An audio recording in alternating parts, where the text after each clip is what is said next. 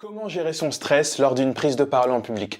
Bonjour, je suis Patrice et ma mission c'est de t'aider à parler en public. Avant d'aller plus loin, je t'invite à télécharger mon guide dans lequel je partage 99 conseils pour parler en public.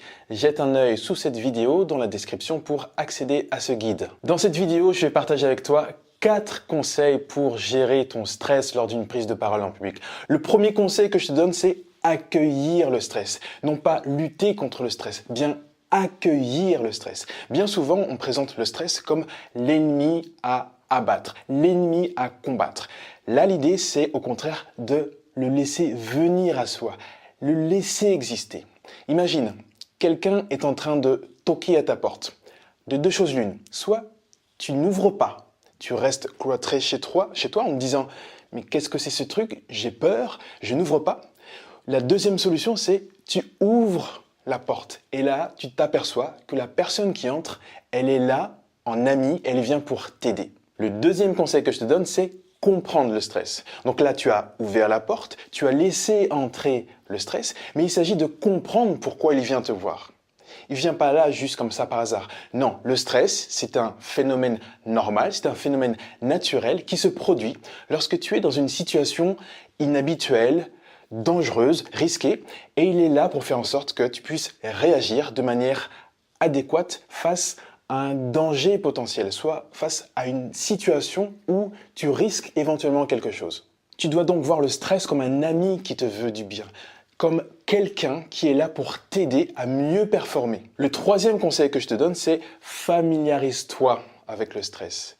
Alors effectivement, quand je te dis le stress, il est là pour t'aider, c'est un peu facile à dire, mais en pratique, ok, comment on fait pour gérer tous ces phénomènes un peu bizarres, la boule au ventre, la boule dans la gorge, le cœur qui bat la chamade? C'est clairement pas évident. L'idée, c'est de s'exercer, de pratiquer, et à force de faire cela, eh bien, ces phénomènes, on va réussir à les juguler et à faire en sorte qu'ils ne nous brident plus. John McEnroe, un ancien numéro 1 mondial de tennis, dit ceci: le trac est fondamentalement le même chez un grand champion de tennis que chez un pur débutant.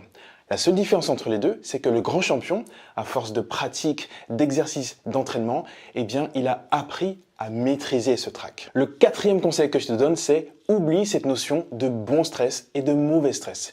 Il n'y a pas d'un côté un bon stress qui serait là pour t'aider à mieux performer et d'un autre côté le mauvais stress qui serait là pour te tirer vers le bas. Non, il y a un stress et ta manière de réagir.